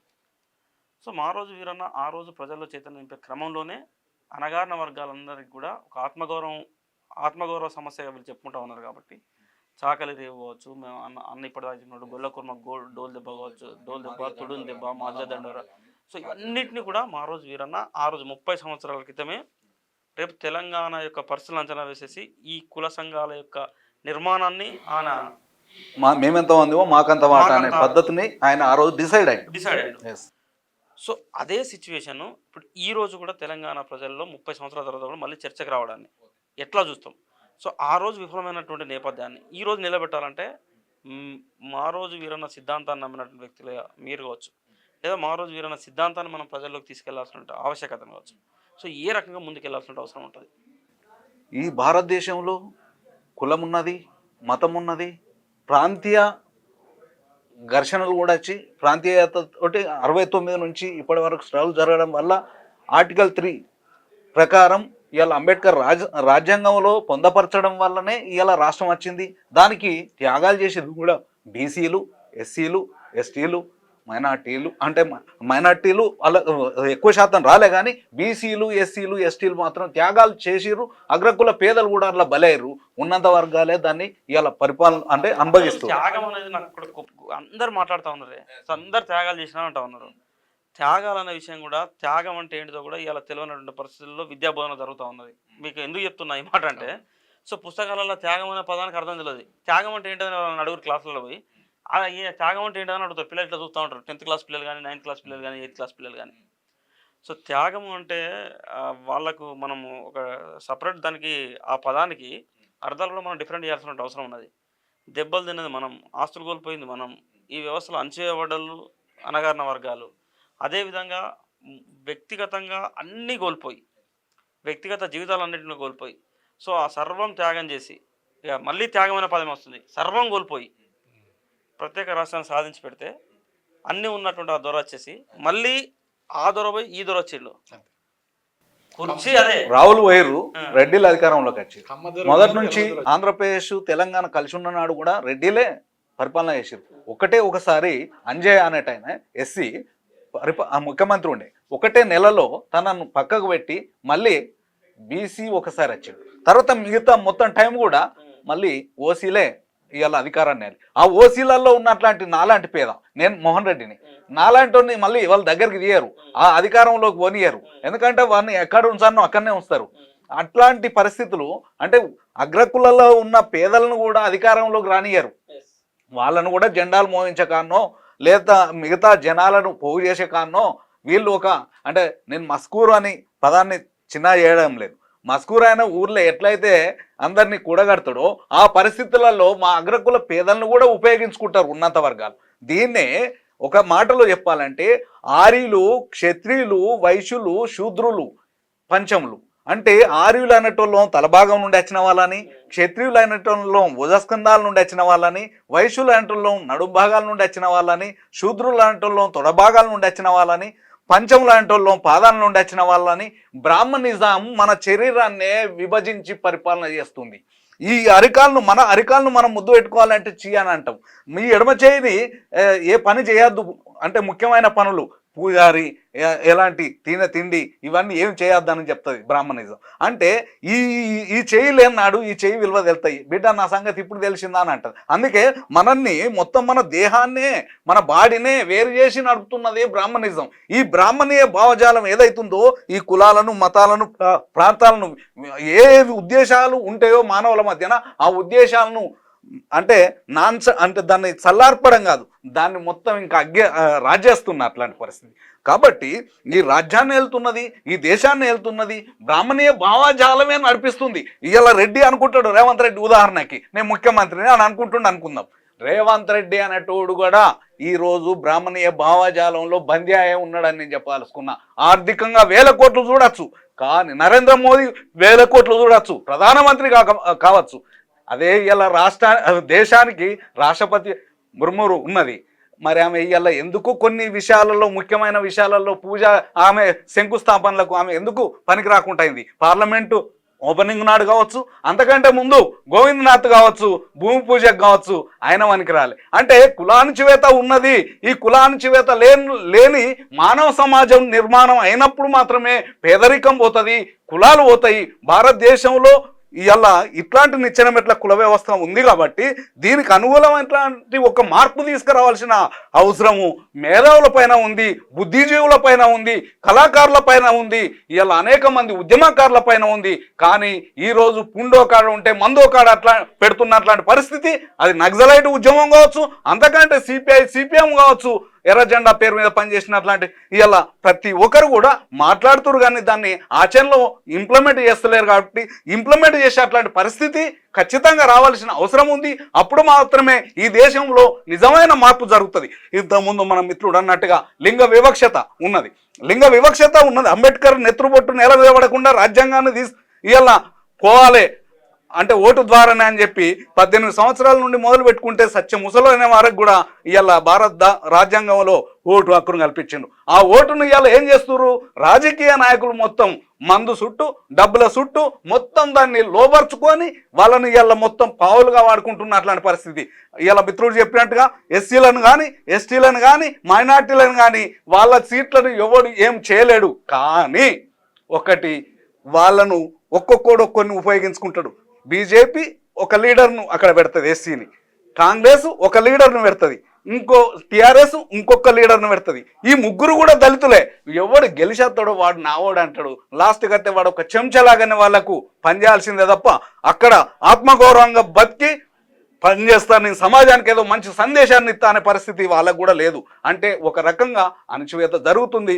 ఇది అసెంబ్లీలో కానీ, పార్లమెంట్లో కానీ, మొత్తం దేశంలో మొత్తం కూడా ఇవాళ వాళ్ళకు రిజర్వేషను ఆయన అంబేద్కర్ రాయొచ్చు, కానీ 10 సంవత్సరాల తర్వాత దాన్ని సవరణ మార్చాల్సిన అవసరం ఉంది. అది ఎవరైతే ఫలాలు అనుభవిస్తుండ్రో వాళ్ళు కాకుండా మళ్ళీ కొత్త వాళ్ళకి అందాలనేది కొంత విధానం ఉండే, ఆ విధానాన్ని సమీక్ష చేయకుండా దాన్ని ఎప్పుడు కూడా కంటిన్యూషన్ ఇంకా చేస్తూనే ఉన్న అట్లాంటి పరిస్థితి. అది చేసిన రోజులు కూడా అది దానివల్ల వాళ్ళకి లాభం ఉంది. ఎస్సీ హాస్టల్ కానీ, బీసీ హాస్టల్ కానీ, ఇంకోటి ఇట్లా మైనార్టీ ఇట్లా అంటే చదువు కాడ కూడా వాళ్ళు ఒకటిగా ఉంటున్నట్లాంటి పరిస్థితి లేదు. అక్కడ కూడా విభజిస్తున్నారు మనుషులని చదువు కాడ. పెట్టుబడిదారుల చేతిలో ప్రభుత్వాలు బందీలేదు. Yes. పెట్టుబడిదారు ఎప్పుడు కూడా పెట్టుబడిదారు తన బలంగా ఉన్నప్పుడు తన చేతిలో ఎప్పుడు బందీలను పెట్టుకోవాలని చూస్తా ఉంటాడు. అయితే నేను ఒకటే ఇక్కడ జరుగుతుంది ఏంటంటే భూస్వామ్య అంటే మనము ఆ బానిస సమాజం నుండి మొదలు పెడితే భూస్వామ్య సమాజాన్ని చదివాం, ఇవాళ పెట్టుబడిదారు సమాజం రాజ్యం వెళ్తుందని మనం ఆ రోజు చెప్పాం, అది రుజువు అవుతుంది. అంటే దోసుకునే గుణము ఒక్కటే, గుణం మాత్రం ఒకటే, విధానంలో కనబడే కాడ మనకు వేరుగా కనబడతాయి కానీ విధానాలు వేరుగుంటది కానీ గుణం మాత్రం ఒకటే. కాబట్టి అప్పుడు ఆ భూస్వామ్య సమాజంలో దోసుకొని పడ్డారు వీళ్ళనే, ఇవాళ పెట్టుబడిదారు సమాజం వస్తువు పేరు మీద దోసుకుంటుంది కూడా ఇవాళ వాళ్ళే. కాబట్టి దీనికి ఎప్పటికప్పుడు మనము జవాబు చెప్పాలంటే నెత్తురుబొట్టు నేల మీద పడకుండా రాజ్యాధికారం తెచ్చుకోమని అంబేద్కర్ ఏదైతే మనకి ఇలా ఓటు హక్కును కల్పించిండో దాన్ని వినియోగించుకొని మేమెంతమంది మాకంత వాటా అనే పరిస్థితి ఇలా బీసీలు 52% ఉన్న బీసీలు కానీ, ఎస్సీలు కానీ, ఎస్టీలు కానీ, మైనార్టీలు కానీ, అగ్రకుల పేదలు కానీ, అగ్రకుల ప్రజాస్వామికవాదులు కూడా దీన్ని బలపరచాల్సిన అవసరం ఉంది. శాస్త్రీయంగా దాన్ని అర్థం చేసుకోవాల్సిన అవసరం ఉంది. అది భావ ప్రకటన ఇలా లేనట్లాంటి పరిస్థితి సమాజంలో. ఎందుకంటే ఇలా మొన్న మనం చూసినట్టయితే సాయిబాబా ఒక వికలాంగుడు, విచారణ పేరు మీద ఇవాళ ఆయనను ఒక 10 సంవత్సరాలు జైల్లో ఉంచారు. ఆయన అనారోగ్య పాలయ్యానే చచ్చిపోయినట్లాంటి పరిస్థితి. అంటే ఇలా వాక్ స్వతంత్రం లేదు, భావ ప్రకటన ఇచ్చే పరిస్థితి లేదు, స్వేచ్ఛ సమానత్వం సౌహృదత్వం లేదు. ఇవన్నీ కూడా ప్రతిదాని వెనుకలో ఇలా అణచివేత ఉంది. పాలకులు ఇలా ఉక్కు పాదంతో ఇలా అన్నంలో విషం ఇచ్చి చంపుతున్నట్లాంటి పరిస్థితి. ఇలా వాళ్ళకంటే వాళ్ళ అమ్మ నాన్న పేరును నిలబెట్టాలనో వాళ్ళకి ఆస్తులు కూడబెట్టాలనో ఇలా త్యాగాలు చేయలే. వాళ్ళు ఈ సమాజంలో ఈ నేచర్ ఎలా ఉంటుందో అలా ఇలా ఒక మంచిని ఇవ్వాలి, కుల సమాజం లేని సమాజాన్ని నిర్మాణం చేయాలి, వర్గ అణచివేత లేని సమాజాన్ని నిర్మాణం చేయాలి, సమాజం కోసం ఇలా వాళ్ళు పనిచేస్తున్నట్లాంటి ఆదివాసులు ఇలా అంటే సమాజం ఏందో తెలియని ప్రాంతంలో వాళ్ళు ఒక ఆదిమ సమాజంలో జీవించినట్టే జీవిస్తారు. ఇలా అలాంటి రాష్ట్రాలలో వాళ్ళు పనిచేస్తున్నట్లాంటి పరిస్థితి. అంటే ఎడ్యుకేటెడ్గా ఉండి కూడా వాళ్ళని ఎడ్యుకేటెడ్ చేద్దాము, ఒక సాంస్కృతికంగా వాళ్ళని డెవలప్ చేద్దాము, ఆర్థికంగా వాళ్ళ భూములను వాళ్ళు కాపాడుకొని వాళ్ళు దున్నుకొని అని చెప్పి వాళ్ళకు ఒక మనోధైర్యాన్ని ఇవ్వడం కోసం పనిచేస్తున్నట్లాంటి వాళ్ళను ముక్కు పచ్చలారని వాళ్ళను ఇవాళ ఎన్కౌంటర్ల పేరు మీద హత్యలు చేస్తున్నట్లాంటి పరిస్థితి ఏంటి? దీనికి ఎన్నో రకాల ఆయుధాలు వాళ్ళు వాడుకుంటారు, ఎట్లా వీలైతే అట్లా. అంటే లొంగినోడిని వాడుకుంటారు, లొంగనోడిని వాడుకుంటారు, రకరకాల వీక్నెస్, ఏ వీక్నెస్ అయితే మనుషులకు ఉంటుందో ఆ వీక్నెస్లన్నిట్లను కూడా ప్రలోభ చేసి ఇవాళ వాళ్ళు అనుకున్న వాళ్ళ అధికారాన్ని నిలబెట్టుకోవడానికి ఏ పనైనా ఒక్క మాటలో చెప్పచ్చు అన్న దీన్ని మొత్తం ఎపిసోడ్ని కూడా. దేశానికి స్వతంత్రం వచ్చిన తర్వాత 70 సంవత్సరాలుగా 72 సంవత్సరాల్లో విప్లవ పార్టీలు లేదా ఎర్రజెండా పార్టీలు అనేది లేకుంటే ఈ దేశం ఇంకొక 70 ఏళ్ళు 80 ఏళ్ళు వెనక్కిపోతూ ఉండే. సో ఎక్కడైతే విప్లవ పార్టీలు బలపడ్డ ప్రాంతాలన్నింటినీ కూడా చైతన్య విత్తనాలు నాటుకుంటూ వెళ్ళడం వల్లనే తెలంగాణ లాంటి ప్రాంతాలలో ప్రజల్లో ఈ చైతన్యం వచ్చింది, ఈ వాక్ స్వాతంత్రం వచ్చింది, ఈ స్వేచ్ఛ వచ్చింది, సో ఇంత వచ్చింది. సో ఎక్కడైతే ఇంకా ప్రజలు ఈ ప్రపంచాన్ని చూడలేకపోతా ఉన్నారో ఆ ప్రజల్లోకే వామపక్ష పార్టీలు వెళ్తూ ఉన్నాయి, మావోయిస్ట్ లాంటి పార్టీలు వెళ్తూ ఉన్నాయి, అక్కడ ప్రజల కోసం పనిచేస్తూ ఉన్నాయి. సో ఎక్కడ పార్టీలు అవసరం ఉందో ప్రజలకు ఆ పార్టీలు అక్కడ పనిచేస్తూ ఉన్నాయి. నిజంగా ఈరోజు ప్రజలు ఇంత స్వేచ్ఛాయుత వాతావరణంలో మనకు తెలంగాణలో ఉన్నటువంటి పల్లెలు ఇంత ప్రశాంతంగా ఇప్పుడు ఈరోజు కనబడుతున్నటువంటి అభివృద్ధి సంక్షేమము ఇలా ప్రజలు కనీసం స్వేచ్ఛగా జీవించగలుగుతూ ఉన్నారంటే నిజంగా ఈ ప్రజల కోసం త్యాగం చేసినటువంటి ఎర్రజెండా బట్టి ఏ స్వార్థం లేనటువంటి అమరవీరుల వల్లనే సాధ్యమైందన్న విశ్వాసాన్ని బలంగా నమ్ముతా ఉన్నా. సో సమాజంలో ఆ అమరవీరుల యొక్క త్యాగాలు నిర్విరామం వాటిని కూడా వెలకట్టలేనటువంటి ఒక వ్యవస్థ. సార్ ప్రభుత్వాలు గుర్తించకపోవచ్చు, సైద్ధాంతికంగా ప్రభుత్వాల విభేదాలు ఉండవచ్చు. సో ప్రభుత్వాలు చేసినటువంటి హత్యలు కాబట్టి సహజంగానే ప్రభుత్వం దాన్ని గుర్తించదు, ప్రభుత్వం దాన్ని ఎప్పుడు కూడా వ్యతిరేకిస్తుంది సైద్ధాంతికంగా. కానీ నిజంగా వాస్తవికంగా ప్రభుత్వాలు ప్రజలు గుర్తించాల్సిన అవసరం ఉన్నది, వాళ్ళ త్యాగాలను ఎప్పటికప్పుడు నెమరు వేసుకోవాల్సిన అవసరం ఉన్నది. ఆ త్యాగాల పునాదుల వల్లనే తెలంగాణ రాష్ట్రంలో ఈ స్వేచ్ఛాయుత వాతావరణం ఉన్నదనే విషయాన్ని మాత్రం ప్రజలు గ్రహిస్తే, ప్రజలు గుర్తిస్తే చాలు మనం వాస్తవం. సో బీసీలకు రాజ్యాధికారము సరే, ఒక రాజ్యాధికారం అనేది ఒక ఆయుధం. సో అంతిమంగా మనకు ఆయుధమే, కానీ రాజ్యాధికారం ఊరికైనా మనం రాజ్యాధికారం అంటే రాజ్యాధికారం రాదు అది. సో బీసీలలో చైతన్యం వచ్చినప్పుడు సాధ్యమవుతుంది. మన ఊర్లో ఉన్నటువంటి శాఖలైనకు చైతన్యం రావాలి, మంగళాబాబు చైతన్యం రావాలి, గొల్లులో చర్చ జరగాలి, అసలు బీసీలు అంటే ఏంటిది, బీసీల రాజ్యాధికారం అంటే ఏంటిది. సో ఈ చర్చను పెట్టడం కోసం సంస్కృతం అనే ప్రధాన ఆయుధం. సాంస్కృతిక ఉద్యమం 1927 డిసెంబర్ 25వ తారీఖున నాడు ఈ అణచివేత ధోరణికి ఆనాడు అవమానపడ్డటువంటి నా జాతి భవిష్యత్తులో ఎదుర్కోవద్దని చెప్పి ఈ మనువాద మనుస్మృతిని తగులబెట్టిన రోజు ఇవాళ ముఖ్యమైనటువంటి రోజు. 1927 డిసెంబర్ 25వ తారీఖు ఈ రోజు నేటికి 97 సంవత్సరాలు గడిచింది. అయినా కానీ ఇలా అగ్రవర్ణ ఆ మనువాద పెత్తనమే నడుస్తుంది. దానికి కారణం ఏంది అని అంటే ఇప్పుడు మీరు అడిగిన దానికి ఒకే ఒకటి, ఇవాళ బీసీలలో చైతన్యం రావాలి అని అంటే సరే ఓకే, ఇప్పుడు సిద్ధేశ్వర అన్న చెప్పినట్టు ఎస్సీ ఎస్టీలకు అంబేద్కర్ ఇచ్చినటువంటి రాజ్యాంగ ఫలాలు ఉన్నాయి. కానీ బీసీలలో శాఖలైన కంటే మంగళైన ఎక్కువ అంటాడు, మంగళైన కంటే కుమ్మరైన ఎక్కువ అంటాడు, కుమ్మరైన కంటే శాలైన ఎక్కువ అంటాడు. ఈ కుల వ్యవస్థ, ఈ కులాలలోనే మనం బీసీలను కొట్లాడుకుంటే మనం ఎప్పుడు ఐక్యమవుతాం? ఈ తారతమ్యం పోవాలి, బీసీలమంతా ఒకటి అనే నినాదం ముందుకు రావాలి. మాది ఒకటే కులం, బీసీ కులం అనే తత్వం రావాలి. ఇవాళ ఈ మనువాద పార్టీలు అగ్రవర్ణాల్లో ఉన్నటువంటి వాళ్ళు మనువాద పార్టీలలో పెట్టుకొని ఇలా మనల్ని మభ్యపెడుతున్నారు. ఎగ్జాంపుల్ ఇప్పుడు బీసీ నినాదం మంచి జోరు అందుకుంది. బత్తుల సిద్ధేశ్వరన్న నాయకత్వంలో బీసీ సిద్ధాంతాన్ని పాదయాత్ర ద్వారా మేము 400 కిలోమీటర్ నడిచినాం. దాని తదనంతరం ఆ నడుస్తున్న క్రమంలోనే ఇది ఎక్కడో మాకు రాజుకుంటుందని చెప్పి అపోజిషన్లో ఉన్నటువంటి రేవంత్ రెడ్డి కాంగ్రెస్ ప్రభుత్వము బీసీ డిక్లరేషన్కు కామారెడ్డిలో 42% ఇస్తాను డిక్లేర్ చేసింది. ఎందుకంటే పొగ రాసుకోకముందే మరి మేము వాడిని దించి మేము రావాలి కదా అని చెప్పి అక్కడ చేస్తే నిరుద్యోగ యువత, విద్యార్థులు, మేధావులు అందరు కలిసి ఇదేమ్మా ఈ దొరల రాజ్యాన్ని నాశనం చేద్దాం, గడిల రాజ్యాన్ని కూల్చేద్దాం, సరే ఇప్పుడు వీడు మార్పు తీసుకొస్తా అంటున్నాడు, 42% స్థానిక సంస్థలలో ఇస్తానన్నాడు అని చెప్పి ఆ కట్టుబడి కులగణన చేస్తా అన్నాడు. దానికి లోబడి అందరం పనిచేసినాం. ఇలా అధికార మార్పిడి చేసినాం. కానీ ఏమైనా మేము అడగందే, నువ్వు అడగందే అమ్మాయినా అన్నం పెట్టదని అంటారు. కానీ నువ్వు అడగందే మాకు వరాలు ఇచ్చినావు, 42% డిక్లేర్ చేసినావు. అన్న రాజకీయ పార్టీల తీర్మానాలు ఎప్పుడు కూడా ఉద్యమకారులు నమ్మడానికి వీల్లేదన్న. రాజకీయ పార్టీలు ఎప్పుడు కూడా ఆ పార్టీల యొక్క వాళ్ళ యొక్క అస్తిత్వం కోసం చేసేటువంటి ఆ వాగ్దానాలను చూడాలి తప్ప ఇది ప్రజల క్షేమం కోసం చేసేటువంటి వాగ్దానాలుగా, వర్గాల సంక్షేమం కోసం చూడడం లేదు. సో మనం సాంస్కృతికంగా అదే మీరు అన్న మాటకి వస్తున్నా. అయితే దీనికి అంతటికి మెయిన్ కారణం ఇవాళ శ్రీరామనవమి వస్తుంది. అందులో మనమే ముందుంటాం, ఎస్సీ ఎస్టీలం బీసీలే ముందుంటాం, జై శ్రీరామ్ అనుకుంటా. అది మనల్ని అక్కడ అణచివేస్తుంది. అక్కడ ఆ రకమైన దానికంటే జై బీసీ, జై కులం, జై వ్యవస్థ తీసుకురావడం ఒకటే దీనికి మార్గం అంటారు. ఒకటే మార్గం, జై భీమ్ జై బీసీ అనే నినాదంతో ముందుకెళ్ళాలి. అంబేద్కర్ ఇచ్చినటువంటి ఆలోచన విధానాన్ని ప్రజలలో తీర్చాలి, రాజ్యాంగాన్ని ప్రతి ఇంట్లో పెట్టాలి, అంబేద్కర్ బొమ్మ ప్రతి ఇంట్లో పెట్టుకోవాలి. ఆ సిద్ధాంతంతో మనం ముందుకు ఎదగాలనేది నా ఆకాంక్ష. ఇంకోటి అన్న, ఒకటి కళాకారులుగా దీనికి మనం ఎన్ని ఉపన్యాసాలు ఇచ్చినా, ఎంత మైకులు బట్టి ఊదర కొట్టినా, దీనికి మెయిన్ వెన్నుముక ఏది? కల్చరల్ టీం అనేది ఒకటి కావాలి. దాంట్లో ఒక బీసీ టీం అనేది కాకుండా ఎస్సీ ఎస్టీలలో కూడా మంచి మేధావులు ఉన్నారు.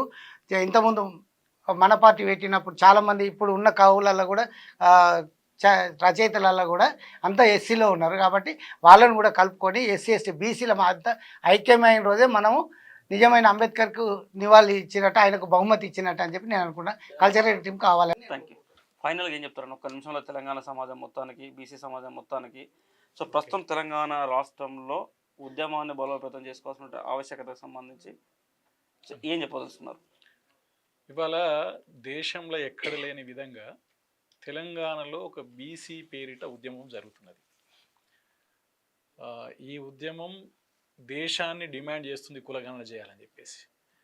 మన ఢిల్లీలో కార్యక్రమం చేసినాం, ధర్నా పెట్టుకున్నాం. ఇక్కడ కూడా మనం అనేక కార్యక్రమాలు చేస్తూ వచ్చినాం. ఈ ప్రభుత్వం ఢిల్లీ మీద వేస్తుంది, మేము లిమిటేషన్స్ ఉన్నాయని.